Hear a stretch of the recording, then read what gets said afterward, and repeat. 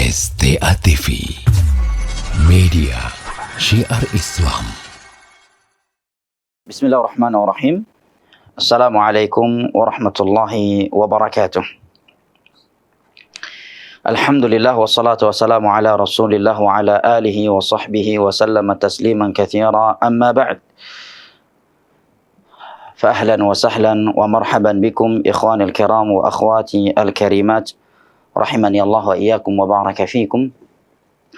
Puji dan syukur kita selalu kita panjatkan kehadirat Allah Jalla wa Ala yang telah berfirman, wa in ta'uddu ni'matallahi la tuhsuha innal insana lazalumun kaffar. Dan kalaulah kalian ingin menghitung-hitung akan nikmat Allah atas kalian, la tuhsuha, apabila kalian menghitung-hitung akan nikmat Allah Jalla wa Ala atas kalian, la tuhsuha, niscaya kalian tidak akan mampu menghitungnya. Innal insana lazalumun kaffar, sesungguhnya manusia itu pelaku kezaliman dan kekufuran. Salawat beserta salam senantiasa kita sanjung sajikan kepada Nabi besar kita, keluarga dan segenap sahabat-sahabatnya, serta yang mengikuti mereka dengan kebaikan hingga hari kiamat kelak, yang telah bersabda, may yuridillahu bihi khairan yufaqihu fid din. Barang siapa yang Allah inginkan kebaikan untuknya, maka Allah Jalla wa Ala akan fahamkan ia tentang agamanya. Ikhwan al-kiram wa akhwati al-karimat, rahimani Allah wa iyyakum wa baraka fikum. Terkhusus kita yang sudah berada di akhir zaman, di sebuah masa yang penuh dengan fitnah, fitnatus syubhat dan fitnatus syahwat, maka ilmu agama adalah sebaik-baik pelindung terhadap agama, terhadap iman dan amal saleh kita dari berbagai fitnah akhir zaman yang dapat menyesatkan seorang hamba dari jalan Allah Jalla wa Ala yang lurus. Bagaimana tidak? Rasulullah sallallahu alaihi wasallam bersabda di dalam hadis yang diriwayatkan oleh Imam Al-Bukhari dari Muawiyah ibnu Abi Sufyan radhiyallahu anhu, "May yuridillahu bihi khairan yufaqihu fid din." Barang siapa yang Allah inginkan kebaikan baginya, maka Allah akan fahamkan ia tentang agamanya. Oleh karenanya, dengan hadis ini para ulama mengatakan kita masih berada di dalam kebaikan selama kita masih mencintai ilmu agama dan semangat mempelajari dan mengajarkannya. Ilmu agama akan menuntun kita ke syurga Allah Jalla wa Ala.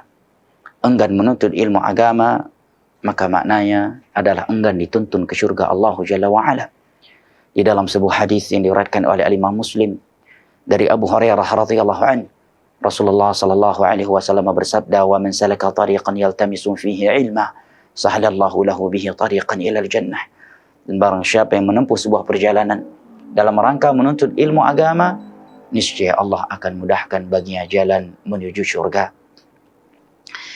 Terkadang dengan sebuah hadis Nabi sallallahu alaihi wasallam, seseorang terselamatkan dari fitnah yang sedang melanda dan telah menjerumuskan mayoritas manusia ke dalam berbagai penyimpangan, seperti hadis Abu Bakrah radhiyallahu anhu.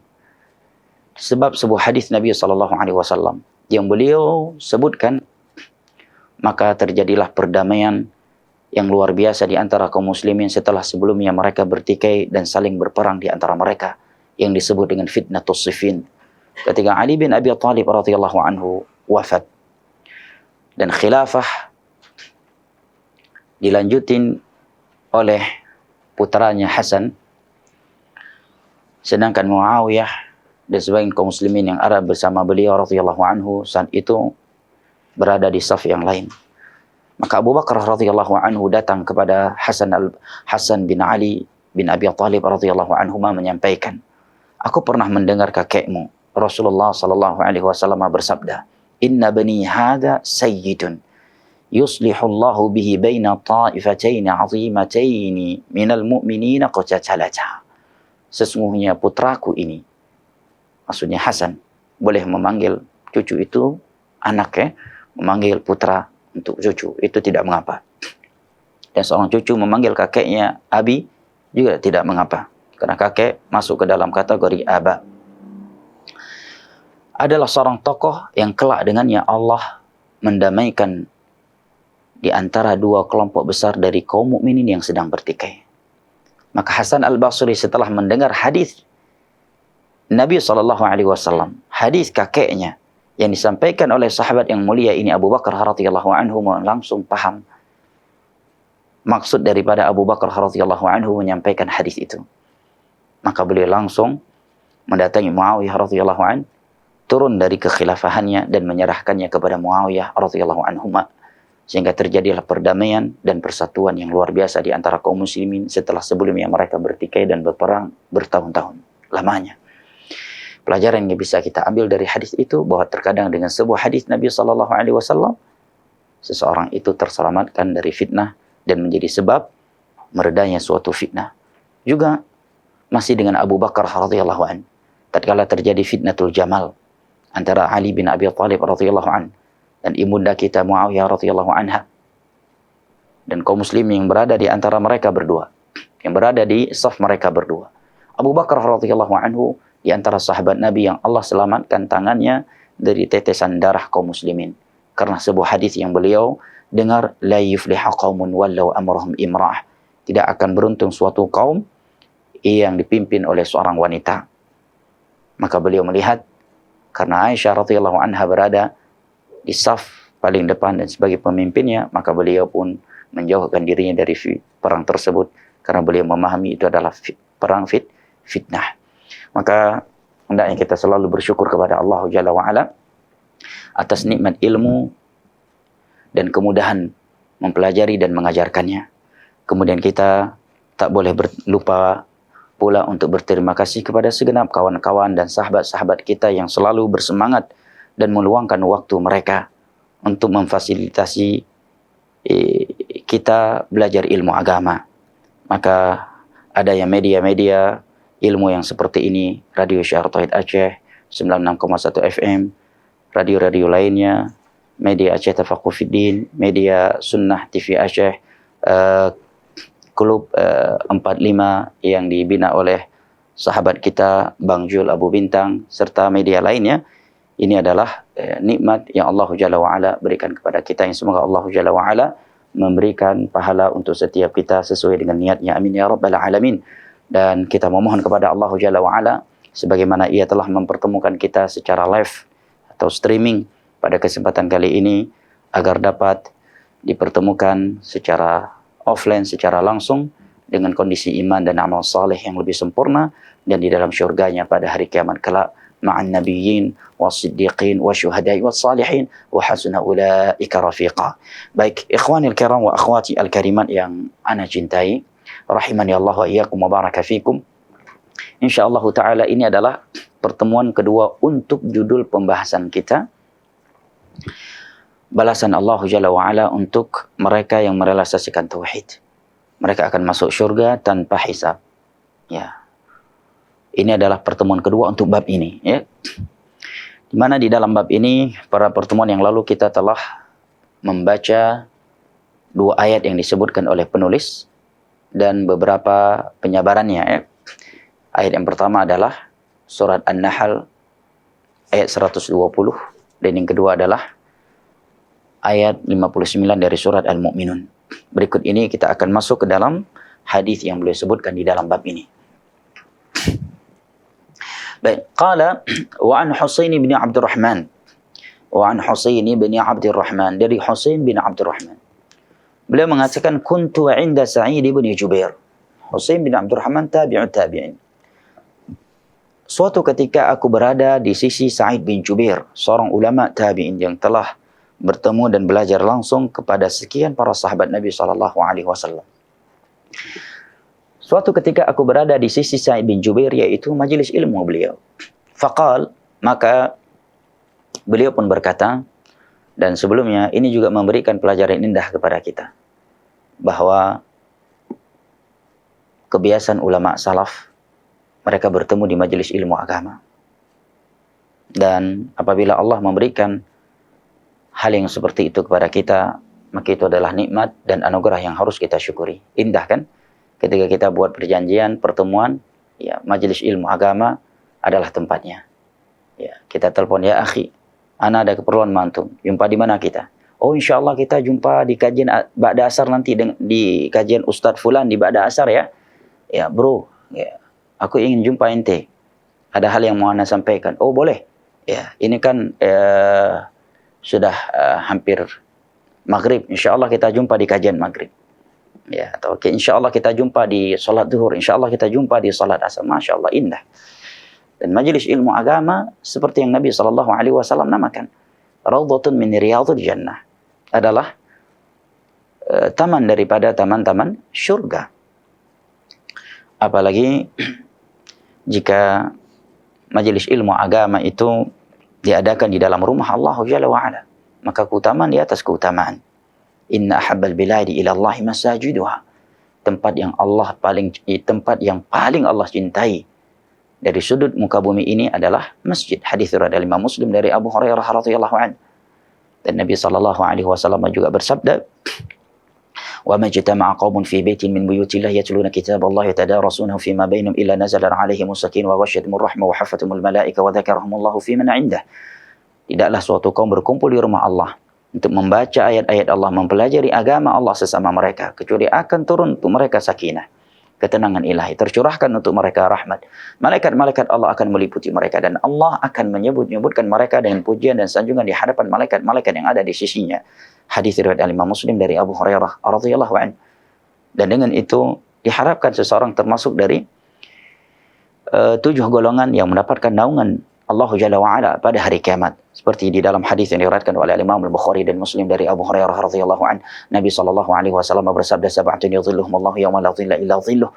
Ada 7 golongan yang akan mendapatkan naungan Allah Jalla wa'ala pada hari kiamat, pada hari yang tidak ada naungan kecuali hanya naungannya. Di antara mereka adalah rajulani tahabba fila ijtama'a alaihi wa iftaraqa alaihi. Adalah 2 orang yang saling cinta mencintai karena Allah. Mereka bertemu karena Allah dan mereka berpisah karena Allah. Indah kan? Bertemu karena Allah di masjid, ya. Ada walaupun ada kepentingan dunia, tapi mereka jadikan ya menjadi pertemuan karena Allah. Baik, kalau begitu kita jumpa di kajian asar ya. Baik, kita jumpa di kajian ba'da maghrib, atau kita jumpa di kajian duha hari Ahad ya. Nah, ini kan indah, Masya Allah. Di dalam hadis qudsi yang diriwayatkan oleh Imam Tirmidzi dari Mu'adz bin Jabal radhiyallahu anhu dengan sanad ini disahihkan oleh Syekh Al-Albani, Allah Jalla wa ala berfirman, "Wajabat mahabbati lil mutahabbina fiyya wal mutajalisina fiyya wal mutazawirina fiyya wal mutabadilina fiyya wal mutazawirina fiyya." Sungguh telah pasti cintaku untuk mereka, orang-orang yang saling cinta mencintai sesama mereka, saling duduk-duduk sesama mereka, saling kunjung mengunjungi sesama mereka, dan saling berbagi sesama mereka karena aku. Allahu Akbar. Semoga Allah Jalla wa'ala menjaga nikmat majelis ilmu untuk kita. Dan semoga Allah Jalla wa'ala yang telah mempertemukan kita di majelis ilmu agama yang seperti ini dan yang lainnya, agar mengabadikan pertemuan dan perjumpaan kita serta kebersamaan kita ini sampai ke syurganya. Amin ya rabbal alamin. Maka Sa'id bin Jubair berkata kepada kami, "Ayyukum ra'al kawkab alladhi inqadda al-barihah?" Siapakah di antara kalian yang melihat meteor? Meteor yang jatuh tadi malam. Apa tujuan Sa'id bin Jubair radhiyallahu anhu bertanya seperti ini kepada murid-muridnya? Wallahu a'lam bishawab. Ya, mungkin yang pasti, ya, dan ini sangkaan kita kepada mereka para ulama, terlebih lagi mereka ulama tabi'in. Tujuan mereka pasti kebaikan. Tujuan mereka pasti kebaikan. Mungkin tujuan beliau karena ingin memberikan sebuah pelajaran, sebuah ilmu di balik pertanyaan tersebut, atau beliau ingin mengetahui siapa di antara mereka yang begadang di malam itu, sehingga ya, ketahuan siapa yang menjaga salat malam, ya, dan siapa saja yang tidak menjaga salat malam, ya, atau orang yang begadang dengan orang yang tidak begadang di malam tersebut. Maka aku yang mendengar pertanyaan beliau tersebut, kata Husain ya, bin Abdurrahman, ya, siapakah yang melihat meteor yang jatuh pada malam hari atau tadi malam di antara kalian? Tanya Sa'id bin Jubair. Ingat ya, kaukab, ya, meteor yang jatuh hal yang dimaklumi ya.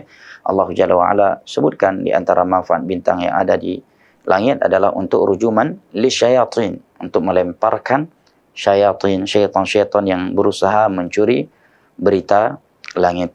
Ingat meteor ya, bukan meteor garden ya. Ya, meteor garden anak 90-an ya. Ya Bang Jur, barakallahu fik. Qala faqultu, aku pun menjawab aku wahai Sa'id bin Jubair. Thumma qultu, kemudian aku kembali berkata, amma inni lam akun fi salatin walakinni ludightu.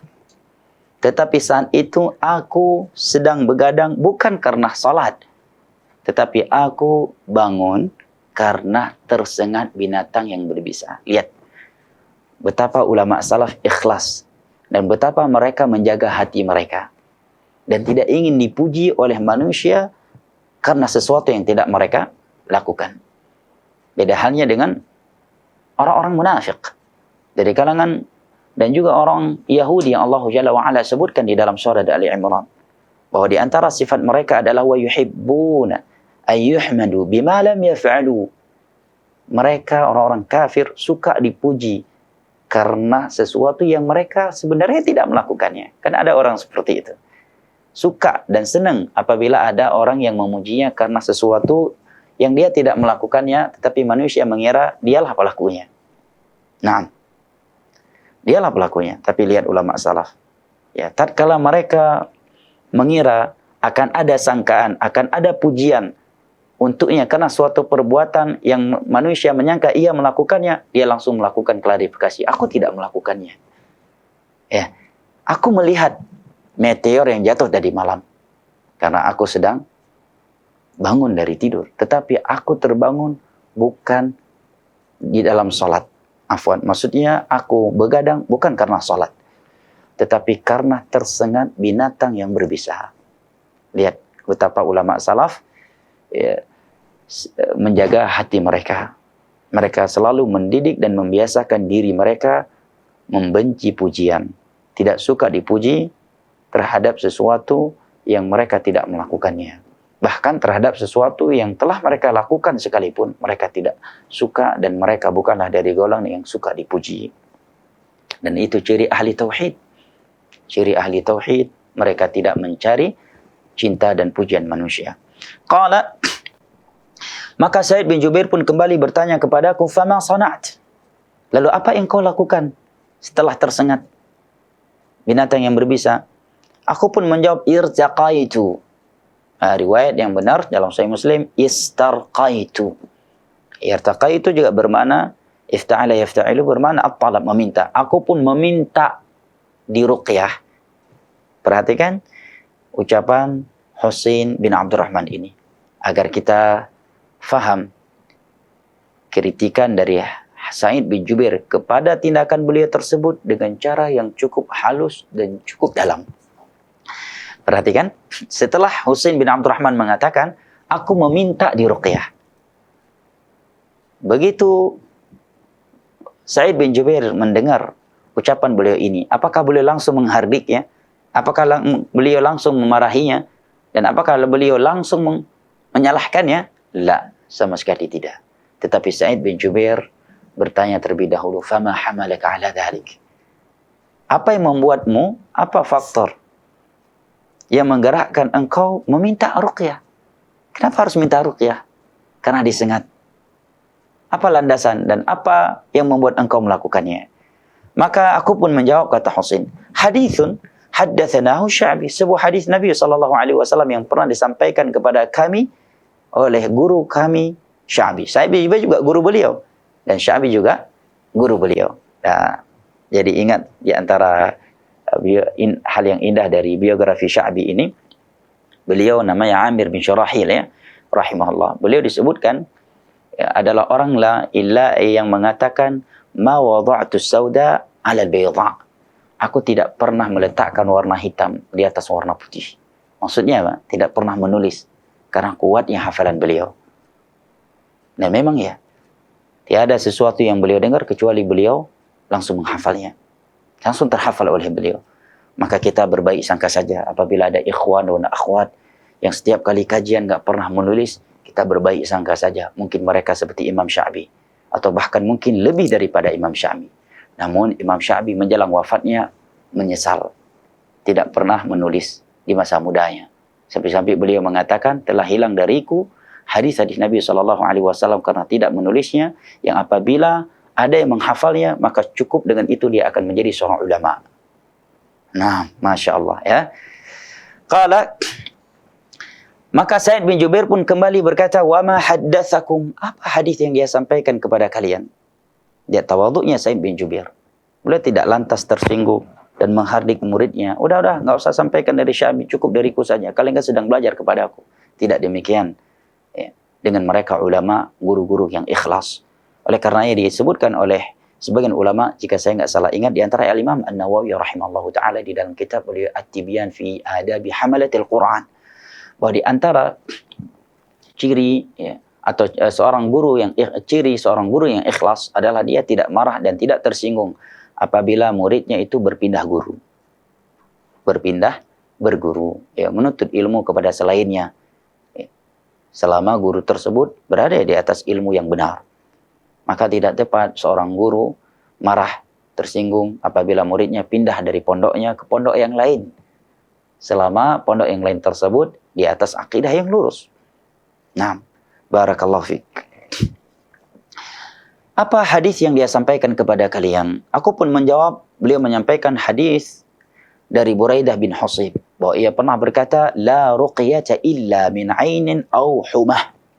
Sungguh ruqyah itu sangat bermanfaat dikarenakan untuk orang yang sakit, dikarenakan kena penyakit, terkena ain, atau karena tersengat binatang yang berbisa. Nah, ini landasanku. Ini yang membuat aku meminta diruqyah karena tersengat tadi malam. Setelah Husain bin Abdurrahman selesai menyampaikan argumennya, dalilnya, maka Sa'id bin Jubair mengatakan sebagai seorang guru yang murabbi, qad ahsana man intaha ila ma sami'. Sungguh telah indah, telah bagus orang yang mengamalkan hadis yang ia dengar. Artinya beliau memuji muridnya yang memiliki sikap menjadikan hadis Nabi SAW sebagai landasan atau nasihat para sahabat Nabi sebagai landasan ia dalam bersikap atau melakukan sesuatu. Nah, demikianlah didikan ulama kita kepada kita. Ya, kita belajar duduk di hadapan para ulama hadis di Yaman, di Mekah, di Madinah, dan yang lainnya. Mereka tidak pernah mengikat kita dengan diri mereka. Bahkan kita di Yaman itu biasa. Syekh memandang suatu hadis itu sahih, sebagian kita memandangnya dhaif. Syekh berpendapat iftirash, sebagian murid-muridnya berpendapat tawarruk. Ya, sebagian syekh berpendapat jahar basmalah, sebagian murid-muridnya berpendapat syi'r. Ya, selama khilaf tersebut adalah khilaf yang mu'tabar. Nah, tidak pernah mereka mengikat kita dengan pendapat pribadi mereka. Nah, lihat ketawadhuan para ulama kita. Maka setelah itu baru Sa'id bin Jubair mengatakan walakin, akan tetapi. Kalimat walakin itu dalam bahasa Arab digunakan untuk meluruskan suatu ucapan sebelumnya. Walakin haddatsana Ibnu Abbas 'ani Nabi sallallahu alaihi wasallam. Akan tetapi Abdullah bin Abbas radhiyallahu anhuma pernah menyampaikan sebuah hadis Nabi sallallahu alaihi wasallam kepada kami, bahwa beliau sallallahu alaihi wasallam bersabda, "Uridat 'alayya al-umam fara'aitu an-nabiyya wa ma'ahu ar-rahad wan-nabiyya wa ma'ahu ar-rajulu war-rajulan wan-nabiyya wa laysa ma'ahu ahad." Telah diperlihatkan kepadaku umat-umat terdahulu, ini para nabi dan umatnya. Maka aku melihat ada seorang nabi yang pengikutnya tidak lebih dari 9 orang. Ada juga seorang nabi yang pengikutnya hanya 1 dan 2 orang. Dan ada seorang nabi yang tidak memiliki pengikut satupun. Istri, anak, keluarga, dan kerabatnya serta orang lain, satupun tiada yang mengikutinya dari mereka. Berat jemaah. Ujian yang seperti ini lebih berat ya terhadap keikhlasan seorang dai daripada dia diuji dengan kemiskinan. Diuji sering dipersekusi, dilempar, ya, dicaci maki. Ya. Terkadang seorang dai lebih bersedih karena tidak memiliki murid ya, daripada tidak memiliki dunia. Kenapa? Karena dengan memiliki murid, dia akan mendapatkan pahala jariah. Akan ada yang meneruskan ilmunya. Dan itu sebuah nikmat tersendiri bagi para guru yang mengetahui keutamaan ilmu agama dan pahala jariah dari mengajarkan ilmu agama. Idh rufi'a li sawadun azim. Tiba-tiba diperlihatkan kepadaku sekelompok besar dari suatu umat. Fadhanantu annahum ummati. Aku pun mengira bahwa mereka adalah umatku. Kemudian dikatakan kepadaku, hadza Musa wa qaumu. Ini Musa dan kaumnya, bukan umatmu. Fanadhartu fa idza sawadun azim. Kemudian aku pun melihat, maka aku melihat ada sekelompok umat yang sangat besar. Kemudian dikatakan kepadaku, hadhihi ummatuk. Ini adalah umatmu. Wa ma'ahum 70,000 yadkhuluna al-jannata bighairi hisabin wala 'adzab. Dari mereka ada 70.000 yang akan masuk syurga tanpa hisab dan tanpa azab. Setelah Nabi SAW berkata demikian, ini syahidnya ya, yang akan menjadi pembahasan kita. Setelah Nabi menyampaikan demikian, tiba-tiba beliau pergi dan masuk ke rumahnya. Nah, para sahabat masih menunggu penjelasan dari Nabi SAW. Siapakah mereka dari umat beliau? 70.000 dari umat beliau yang akan masuk syurga tanpa hisab dan tanpa adab. Karena Nabi SAW langsung pergi meninggalkan mereka dan masuk ke rumahnya. Fakhadhan nasu fi ulaik. Para sahabat pun saling berdiskusi di antara mereka. Maka ada yang mengatakan fala'allahumul ladzina sahibu Rasulullah sallallahu alaihi wasallam. Sepertinya yang dimaksud oleh Nabi sallallahu alaihi wasallam adalah mereka yang bersahabat dengan beliau. Kalimat sahabat yang diucapkan oleh para sahabat Nabi, ya itu banyak maknanya. Apakah sahabat-sahabat yang lebih sering dengan Nabi, lebih sering mereka dengan Nabi ketimbang para sahabat yang lainnya, ataukah mereka yang sudah mulai masuk Islam dan bersama dengan Nabi sallallahu alaihi wasallam sampai Fathu Makkah. Adapun definisi sahabat secara umum adalah man laqiyan nabiyya sallallahu alaihi wasallam mu'minan bihi wa ma ja'ala dzalik walau takhallalathu riddah. Sebagaimana yang dikatakan oleh Al-Imam Al-Hafidz Ibnu Hajar Al-Asqalani dalam kitabnya Nukhbatul Fikr dengan syarahnya Nuzhatun Nazar.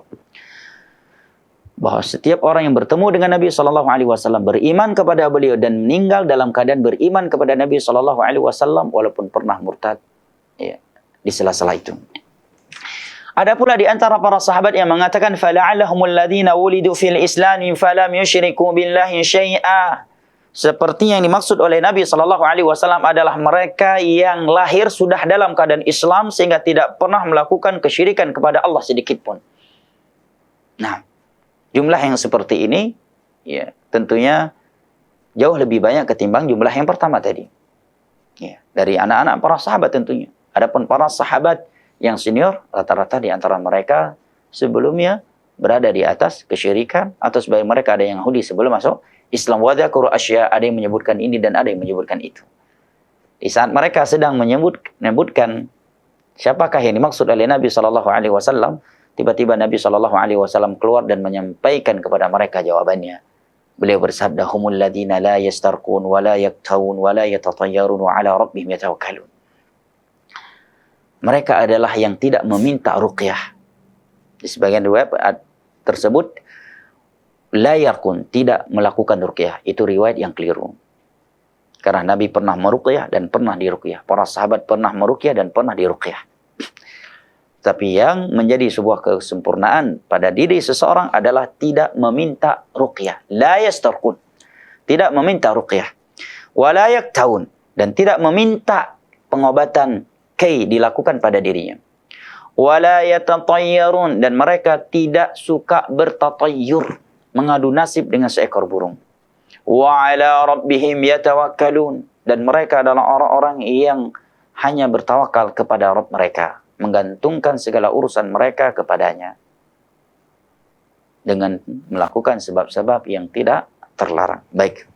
Sebelum kita menyebutkan beberapa pelajaran dan faedah indah dari hadis ini, kita fokus kepada inti pembahasan terlebih dahulu dan sisi pendalilan untuk judul bab ini dari hadis Nabi sallallahu alaihi wasallam ini. Di dalam hadis ini Nabi sallallahu alaihi wasallam menyebutkan akan ada 70.000 dari umatnya yang akan masuk syurga tanpa hisab, ya, dan tanpa azab. Perlu diketahui bahwa penyebutan 70.000 di dalam hadis ini ya bukanlah sebagai pembatasan. Kenapa? Karena beberapa alasan. Yang pertama, setelah itu Nabi SAW menyebutkan kriteria mereka, yaitu tidak meminta ruqyah, tidak meminta kei, dan tidak bertatayur. Seandainya jumlah mereka hanya 70.000, maka tentunya orang-orang yang berkriteria ini dan mereka sudah lebih dari 70.000 tidak akan mendapatkan lagi keutamaan ini. Alasan yang kedua, karena Nabi SAW di dalam sebuah riwayat yang sahih meminta kepada Allah Jalla wa'ala untuk menambahkan jumlah mereka. Maka Allah Jalla wa'ala pun mengabulkan permohonan Nabi SAW tersebut, di mana setiap satu dari 70.000 tersebut akan membawa 70.000 orang lagi. Ya.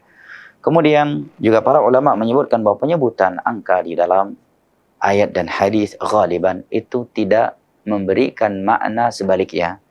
Artinya tidak memberikan makna pembatasan. Nah, baik. Maka Nabi SAW menyebutkan kriteria mereka. Yang pertama, tidak meminta ruqyah. Baik, ada beberapa kesimpulan yang penting untuk dipahami dan diketahui tentang ruqyah. Mudah-mudahan kesimpulan berikut ini mencakup pembahasan ruqyah yang dibahas oleh para ulama secara detail dan terperinci di waktu kita yang terbatas ini, karena kita bukan sedang fokus membahas bab ruqyah secara khusus. Yang pertama, kaidah penting dalam bab ruqyah.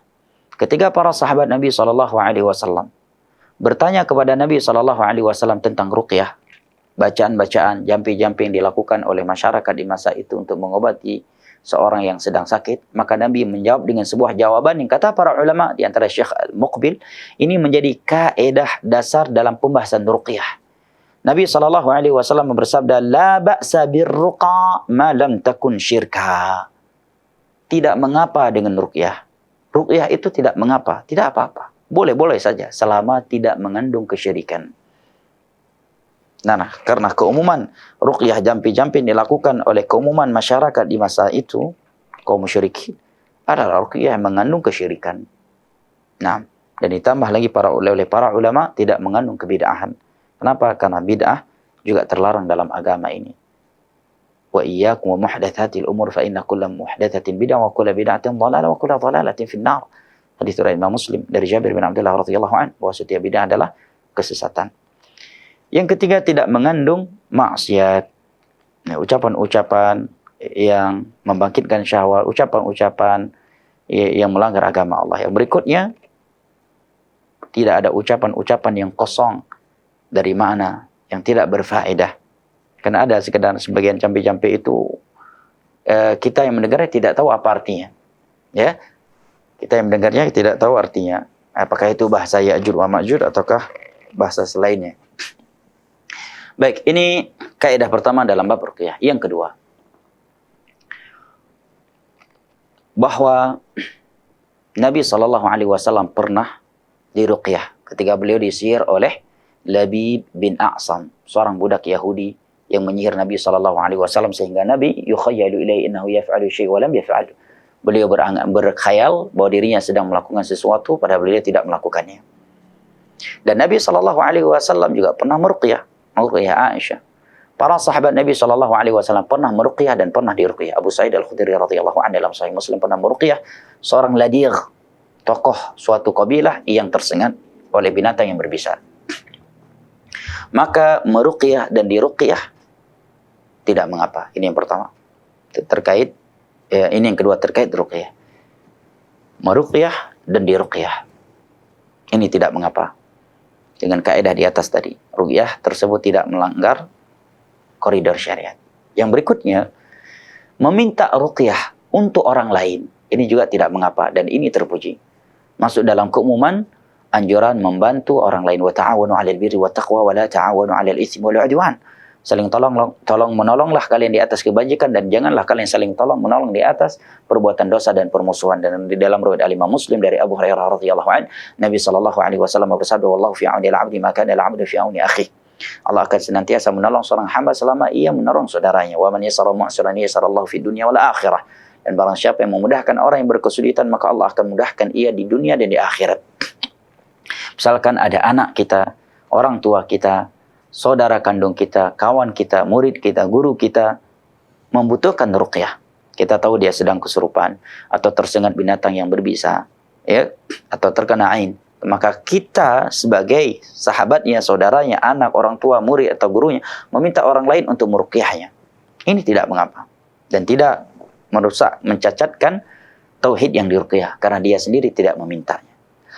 Yang berikutnya, dan ini yang menjadi pembahasan di sini, adalah meminta ruqyah untuk diri sendiri. Apa hukumnya? Sebenarnya terjadi kesalahan pendapat di kalangan ulama dalam hal ini. Kenapa? Karena di dalam sebagian hadis, seperti dalam hadis ini, Nabi menyebutkan tidak meminta ruqyah. Di antara sifat ahli tauhid adalah tidak meminta ruqyah yang dengannya mereka diberikan keutamaan masuk syurga tanpa hisab dan tanpa adab. Tetapi dalam Sahih Bukhari ada hadis dari Aisyah radhiyallahu anha bahwa Nabi SAW pernah memberikan wasiat kepada Aisyah apabila sakit agar meminta ruqyah, dan Nabi SAW tidak mungkin mewasiatkan kepada keluarganya atau umatnya sesuatu yang tidak baik. Ya, sesuatu yang tidak baik. Sehingga terjadi kesalahan pendapat di kalangan ulama di dalam memahami hukum meminta ruqyah. Sebagian ulama ada yang berpendapat haram secara mutlak. Di antara ulama ada yang berpendapat ya, bukan haram tetapi makruh. Apabila dia meminta kepada orang lain untuk meruqyah dirinya, dia tidak berdosa. Hanya saja dia akan terluput dari kesempurnaan ini, yaitu keutamaan mendapatkan masuk syurga tanpa hisab dan tanpa azab. Sebagian ulama mengatakan bahwa ini maksud oleh Nabi tidak meminta ruqyah adalah ruqyah yang melanggar syariat. Ruqyah yang mengandung kesyirikan dan kebid'ahan. Karena itulah keumuman ruqyah di masa itu. Ya. Dan kata Syekh Saleh Al-Syekh ya, di dalam Tamhid syarah kitab Tauhid, kata beliau Nabi SAW, 3 perkara ini disebutkan karena orang-orang Arab di saat itu benar-benar terikat hati mereka dengannya. Benar-benar terikat hati mereka dengannya. Nah, sehingga kata beliau, li'ajli anna fil kaybi khususi ma yata'allaqun nas bihi min ajlih. Ya, karena orang Arab benar-benar hati mereka itu terikat dengan pengobatan kay dan ruqyah. Dan sebuah faedah dari Syekh bin Baz rahimahullahu taala, apabila seseorang pernah meminta ruqyah untuk dirinya, baik meminta ruqyah kepada diri sendiri itu dikatakan haram atau makruh, kemudian dia bertobat kepada Allah, karena bertobat itu tidak mesti dari perbuatan yang haram. Seorang itu juga dikatakan dianjurkan bertobat dari perbuatan yang makruh atau bertobat dari berlebih-lebihan dengan perkara mubah. Nah, apabila dia melakukan permintaan ruqyah untuk dirinya, kemudian setelah itu dia tidak melakukannya lagi, dia menyesalinya dan bertekad untuk tidak mengulanginya kembali, dia pun memperbanyak amal salehnya, menjalankan perintah-perintah Allah, meninggalkan larangan-larangan Allah, dan memperbanyak amalan sunnah, dan dia wafat di atas itu, maka sangat besar kemungkinan dia masih mendapatkan keutamaan ini. Kenapa? Karena Nabi SAW bersabda, at-taibu minadz-dzanbi kaman la dzanbalah. Orang yang telah bertobat dari dosanya itu seperti orang yang tidak melakukannya. Apabila seorang itu berhak ya dan bisa masuk syurga tanpa hisab dan tanpa azab, walaupun sebelumnya dia pernah melakukan syirik besar, pernah membunuh, pernah berzina, pernah merampok, tetapi setelah itu dia bertobat dan mati dalam keadaan dia sudah bertobat, apalagi hanya perbuatan yang hukumnya hanya makruh, ya, perbuatan yang hukumnya hanya makruh. At-taibu minadz-dzanbi kaman la dzanbalah. Orang yang telah bertaubat dari suatu dosa itu seperti orang yang tidak melakukannya. Dan Nabi SAW bersabda, at-taubatu tahdumu ma qablaha kama anna al-islam yahdimu ma qablah. Allah taubat itu akan menghancurkan dosa-dosa yang sebelumnya sebagaimana Islam meleburkan dosa-dosa yang sebelumnya. Maka kesimpulannya tentang meminta ruqyah, seandainya seseorang mampu untuk tidak memintanya untuk dirinya, maka itu lebih baik. Itu lebih baik. Ya, itu lebih baik. Kenapa? Karena dengan kita meminta kepada orang lain meruqyah diri kita, minimnya di situ ada unsur meminta kepada manusia. Walaupun meminta kepada selain Allah itu boleh apabila sesuatu yang kita minta itu memang sesuatu yang mampu diberikan oleh manusia. Dia hadir, dia hidup, ya, dan mendengar kita. Ya. Selama kita tidak mampu untuk tidak memintanya, maka lebih baik. Apalagi ruqyah, semua kita mampu meruqyah dirinya.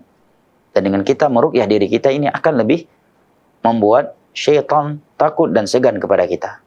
Ya. Melihat dia tahu kita kuat imannya. Karena setiap kita insya Allah pasti hafal Al-Fatihah, ya kan? Dan surat yang paling bermanfaat dan paling pengaruh, ya, untuk ruqyah adalah Al-Fatihah. Sehingga Nabi SAW menamakan Al-Fatihah dengan nama Ar-Ruqyah, sebagaimana dalam Sahih Muslim dari Abu Sa'id Al-Khudri radhiyallahu anhu. Nah, dan seandainya pun dia harus meminta ruqyah karena melihat gangguan yang begitu berat, yang begitu luar biasa, dia bertawakal kepada Allah, maka hendaknya dia benar-benar bertawakal kepada Allah. Tidak boleh bergantungan dengan ruqyah dan si peruqyah tersebut. Ya. Kemudian setelah itu dia memperbanyak amal salehnya yang wajib dan yang sunnah, maka insya-Allah taala dia akan tetap mendapatkan keutamaan ini. Karena dia telah berusaha ya semaksimal mungkin ya untuk tidak menggantungkan hatinya kepada selain Allah dan melakukan sebab yang Allah bolehkan, serta telah memperbanyak amal saleh dan juga tidak mengulanginya kembali setelah itu. Dan juga karena ada di antara ulama yang menjelaskan bahwa yang dimaksud oleh Nabi tidak meminta ruqyah adalah ruqyah yang mengandung kesyirikan dan kebid'ahan. Masya Allah, hampir 1 jam ya, dan saya di jam 11 tepat sudah ada janjian dengan keluarga dan orang lain karena ingin menjenguk orang sakit. Maka sisa waktu 5 menit insya Allah saya persilahkan jika ada pertanyaan yang ingin disampaikan atau kritikan yang masuk, silahkan. Baik, Ustaz. Mungkin 2-3 pertanyaan ya. Barakallahu fikum. Alhamdulillah, jazakallahu khairan Ustaz. Jadi kita masuk ke sesi tanya jawab kita. Langsung ke pertanyaan pertama, Ustaz. Nah, silahkan. Ada saudara kita Zulkifli dari Sigli. Assalamualaikum, Ustaz. Waalaikumsalam warahmatullahi wabarakatuh.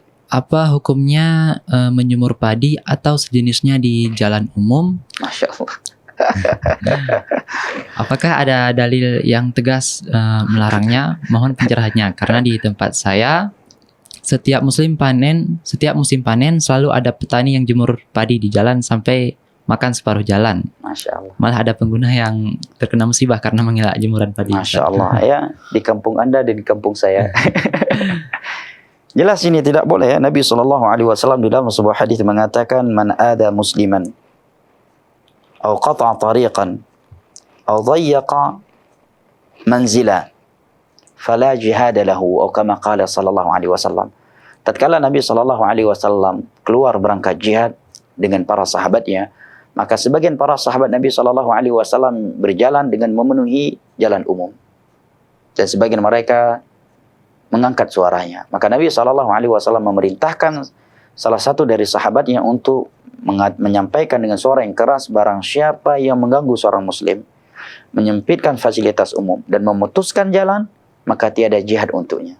Jihad yang begitu besar pahalanya menjadi hilang, menjadi sia-sia karena perbuatan yang seperti itu. Apalagi sekedar jemur padi. Yang kedua, Nabi SAW dalam kitab As-Sahih bersabda, ittaqu al-la'anain, jauhilah oleh kalian 2 perkara yang menyebabkan kalian mendapatkan laknat Allah atau laknat manusia. Yang pertama Nabi sebutkan adalah buang kotoran di bawah pohon, dan yang kedua adalah di jalan manusia. Kenapa? Karena yang demikian itu mengganggu manusia.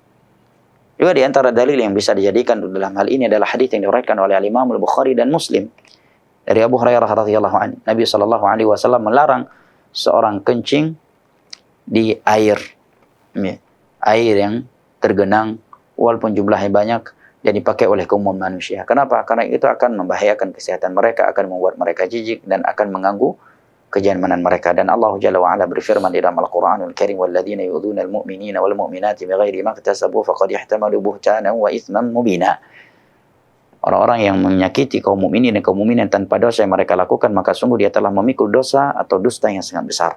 Juga di dalam riwayat dari Abu Hurairah radhiyallahu anhu, Nabi sallallahu alaihi wasallam bersabda, al-muslim 'ala akhul muslim la yadhlimuhu. Seorang muslim adalah saudara muslimnya, dia tidak boleh mengganggunya. Bahkan ketika Nabi SAW sedang khutbah Jumat, tiba-tiba ada seorang sahabat Nabi masuk ke dalam masjid dengan melangkahi punggung-punggung jamaah lain yang sudah datang duluan. Maka Nabi SAW mengatakan, makanak, berhenti kamu. Faqad adait, kamu telah mengganggu jamaah lain. Nah, barakallahu fik. Apalagi kalau ada yang meninggal, dia harus bayar diat. Jadi sebab orang meninggal, insiden lalu lintas. Barakallahu fik. Nah. Baik, ke pertanyaan kedua dari klub 45 nih Ustaz. Nah, silakan. Dari Bapak Saleh Haji di Bengkulu. Assalamualaikum Ustaz. Semoga Ustadz kita semua dan kaum muslimin diberikan keselamatan dan kebaikan di dunia dan akhirat. Amin. Afwan, ana izin bertanya, apakah ada amalan-amalan yang utama atau khusus agar kita wafat dalam keadaan bertauhid atau kalimat akhir sebelum wafat la ilaha illallah? Ustaz. Nah, adalah istiqamah. Yang pertama adalah berdoa kepada Allah Jalla wa'ala. Itu selalu diistiqamahkan, dan terkhusus dengan doa-doa yang datang dari Nabi SAW, seperti doa Allahumma muqallibal qulub tsabit qalbi ala dinik, merupakan doa yang paling sering Nabi SAW bacakan dan terdengar oleh istri-istrinya. Dan juga seperti yang Allah sebutkan di dalam awal-awal surat Ali Imran, bahwa ar-rasikhuna fil ilm, mereka yang Allah kokohkan ilmunya adalah mereka yang selalu berdoa, Rabbana la tuzigh qulubana ba'da idh hadaitana wa hab lana min ladunka rahmah innaka antal wahhab. Yang kedua adalah selalu menuntut ilmu agama. Ayat dan hadis yang menerangkan keutamaan ilmu agama, ya saya kira adalah sesuatu yang sudah dimaklumi bersama. Karena ilmu agama adalah kunci kebaikan dan akan menuntun seseorang menuju surga Allah. Yang kedua, dia berusaha semaksimal mungkin untuk continue di atas amalan yang ia lakukan. Dia berusaha untuk istiqamah. Karena orang yang istiqamah itu akan dijamin oleh Allah Jalla wa'ala untuk tidak sedih dan tidak takut. Allah Jalla wa'ala berfirman, innal ladzina qalu rabbuna Allah tsumma istaqamu tatanazzalu alaihimul malaikatu alla takhafu wa la tahzanu wa abshiru bil jannati allati kuntum tu'adun nahnu awliya'ukum fil hayati dunya wa fil akhirah. Sesungguhnya orang-orang yang berkata Rabb kami adalah Allah, kemudian mereka istiqamah di atas itu, akan turun malaikat-malaikat kepadanya. Kata para ulama tafsir, maksudnya adalah ketika dia ingin diwafatkan, ingin cabut nyawanya oleh malaikat maut, turun malaikat-malaikat khusus dari langit untuknya, untuk menghiburnya. Yang berkata, engkau tidak perlu takut terhadap apa yang akan terjadi dan tidak perlu bersedih terhadap apa yang telah berlalu. Dan berbahagialah engkau dengan syurga yang pernah dahulu dijanjikan kepadamu. Nah, yang berikutnya adalah menjaga zikir kepada Allah Jalla wa'ala. Ayat dan hadis menerangkan kepada kita keutamaan zikir, ya saya kira sesuatu yang sudah dimaklumi. Oleh karena ketika ada seorang sahabat Nabi SAW berkata kepada Rasulullah SAW di dalam hadis yang sahih, disahihkan oleh Al-Imam Ibn Rajab dalam Zawaid Al-Arba'in, ada seorang sahabat Nabi SAW berkata, ya Rasulullah, inna syara'il Islam qad katharat alaina fahal min babin natamassaku bihi jami'. Wahai Rasulullah SAW, sesungguhnya isi syariat ini sudah sangatlah banyak. Ada salat wajib, salat sunnah, puasa wajib, puasa sunnah, zakat, sedekah, haji, umrah, dan berbagai ibadah lainnya. Apakah ada suatu amalan yang apabila kami berpegang teguh dengannya, maka kami akan mudah menjalankan isi syariat ini? Maka Nabi SAW bersabda, la yazalu lisanuka rutban min dzikrillah. Hendaknya lisanmu itu selalu basah dengan zikir kepada Allah Jalla wa'ala. Karena syaitan hanya mampu mengganggu seorang hamba tatkala dia sedang kosong, sedang lalai dari berzikir kepada Allah Jalla wa'ala. Allah Jalla wa'ala berfirman, wa may yadhir an dzikri rahmani nuqayyid lahu syaitanan fahuwa lahu qarin. Barang siapa yang berpaling dari berzikir kepada Allah Jalla wa'ala Ar-Rahman, maka kami akan jadikan syaitan yang selalu menyertainya. Nah, wallahu ta'ala alam bissawab. Ini ada pertanyaan juga ya dari host klub 45 ya, Pak Saleh Haji, bagaimana cara meruqyah secara sunnah? Jawabannya barakallahu fiik telah kita sebutkan di awal kajian tadi, bahwa kaidah utama dalam bab ruqyah adalah selama tidak mengandung kesyirikan, kebid'ahan atau maksiat maka tidak mengapa. Dan paling utama adalah dengan Al-Qur'anul Karim dan zikir-zikir yang warid dari Nabi SAW. Dan yang paling utama dari seluruh isi Al-Qur'anul Karim itu ruqyah, dan semuanya utama adalah Al-Fatihah dan 3 qul atau 2 qul ya. Al-Fatihah, sampai-sampai Nabi SAW menamakannya sebagai ruqyah dalam hadis dari Imam Muslim dari Abu Sa'id Al-Khudri radhiyallahu anhu. Bahkan Abu Sa'id Al-Khudri radhiyallahu anhu ketika meruqyah seorang syekh qabilah yang tersengat dan menentang berbisa, beliau hanya membaca Al-Fatihah berulang kali sehingga orang tersebut sembuh, ka'annahu lam yakun bihi waja', seperti orang yang belum pernah sakit sebelumnya. Nah, ya. Yang kedua, menjaga amalan yang sunnah. Karena orang yang selalu menjaga amalan yang sunnah setelah amalan yang wajib tentunya akan selalu dijaga oleh Allah Jalla wa'ala. Di dalam sebuah hadis yang diriwayatkan oleh Imam Al-Bukhari dari Abu Hurairah radhiyallahu anhu, hadis qudsi, Allah Jalla wa'ala berfirman, "Man 'adali waliyan faqad adzantuhu bil harb, wa ma taqarraba ilayya 'abdi bi syai'in ahabba ilayya mimma aftaratuhu 'alayhi, wa la yazalu yataqarrabu ilayya bin nawafil hatta uhibba, fa idza ahbabtu kuntu sam'ahu alladhi yasma'u bihi wa basarahu alladhi yubsiru bihi wa yadahu allati yabtashu biha wa rijluhu allati yamshi biha wa in sa'alani a'taitu wa la in ista'adani la wa'idanna." Barang siapa yang memusuhi waliku, maka sungguh aku umumkan perangan terhadap dirinya. Tiadalah hambaku mendekatkan dirinya kepadaku dengan sesuatu yang lebih aku cintai daripada amalan yang wajib. Dan tidaklah ia selalu mendekatkan dirinya kepadaku dengan amalan-amalan yang sunnah, kecuali aku akan mencintainya. Dan apabila aku telah mencintainya, maka aku akan menjaga pendengaran, penglihatan hati, penglihatan, tangan yang dia gunakan untuk memukul, dan kaki yang dia gunakan untuk berjalan kepada sesuatu yang aku ridhai. Apabila dia meminta kepada aku akan memberikannya, dan apabila dia memohon perlindungan kepada aku, maka aku akan melindunginya. Nah, menjaga zikir-zikir yang Allah dan Rasulnya anjurkan secara umum, maupun zikir-zikir yang Allah dan Rasulnya anjurkan secara khusus. Yang berikutnya, jangan sering melamun, jangan sering sendirian. Nah, kemudian sering-seringlah hadir di kajian ilmu agama, dan terkhusus kajian-kajian yang membahas tauhid seperti kitab tauhid, al-usul tsalatsa, al-qawaidul arba', dan yang lainnya. Barakallahu fikum. Nah, mungkin yang terakhir satu lagi. Udah jam 11-nya, Masya Allah. Assalamualaikum Ustaz. Seandainya seorang suami berusaha bekerja semampu beliau, mesti hasilnya tidak mencukupi dengan kebutuhan keluarga, tapi beliau tidak menjalankan sholat, Ustaz. Sudah berusaha diingatkan, tapi tetap saja. Apa yang harus dilakukan sebagai seorang istri? Apakah istri wajib bercerai, Ustaz? Nah, apabila dia tidak melakukan salat secara totaliti, maka pendapat yang kuat dari keumuman para ulama dahulu adalah dia kafir murtad. Wanita yang muslimah tidak halal buat laki-laki yang kafir, sebagaimana wanita yang kafir tidak halal untuk laki-laki yang muslim. Maka tidak diragukan lagi, dia tidak boleh bertahan. Karena apabila dia bertahan, maka setiap kali mereka melakukan hubungan badan, maka itu adalah perzinahan yang mereka lakukan di antara mereka. Ini ditegaskan oleh banyak ulama. Ya, di antara mazhab Maliki, bahkan Syekh Utsaimin dalam Syarah Al-Arba'in, juga dalam Majmu' Fatawa, beliau mengatakan inilah pendapat keumuman para sahabat Nabi dan para tabi'in. Dan ini pula yang dikuatkan oleh Al-Imam Ibnu Abdul Bar, ulama'nya kaum muslimin yang hidup pada abad keempat di Maroko, dalam kitabnya Al-Istidkar atau At-Tamhid. Nah, barakallahu fik. Ya. Namun sebelumnya hendaknya dia berusaha menasihatinya terlebih dahulu, menasihatinya. Apabila dia meninggalkan salat bukan secara totaliti, bahasa orang kita berbolong-bolong salatnya, ya. Dia tetap menasihatinya. Walaupun orang tersebut masih muslim, tapi kalau dia melihat masih tidak peduli dengan salatnya, walaupun dia ganteng, tampan, cover boy, ya apalagi ya humoris, ya, dan setia, tinggalkan dia. Apabila dia tidak peduli terhadap salat, maka hanya mendatangkan malapetaka terhadap dunia dan akhirat Anda. Dan Allah dan Rasulullah sallallahu alaihi wasallam bersabda, "Innaka lan tad'a syai'an itiqa'a lillah illa 'awadahu Allahu khairan min." Tidaklah engkau meninggalkan sesuatu demi mewujudkan takwamu kepada Allah Jalla wa Ala, kecuali Allah akan menggantikannya dengan sesuatu yang lebih baik. Tentunya ini semua setelah proses nasihat menasihati, ya, yang panjang, yang penuh hikmah. Wallahu ta'ala a'lam bishawab. Kiranya ini yang dapat saya sampaikan pada kesempatan kali ini. Uhibbukum fillah. Semoga Allah Jalla wa Ala mengabadikan persaudaraan dan persahabatan di antara kita hingga ke syurganya pada hari kiamat kelak. Ma'an nabiyyin was-siddiqin was-salihin wasyuhada'i was-salihin wa hasuna ulaika rafiqa.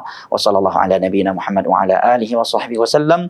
Rabbana la tuzigh qulubana ba'da idh hadaytana wa hab lana min ladunka rahmah innaka antal wahhab. Allahumma muqallibal qulub tsabbit qulubana ala dinik. Subhanakallahumma bihamdika asyhadu an la ilaha illa anta astaghfiruka wa atubu ilaik. Wassalamu alaikum warahmatullahi wabarakatuh.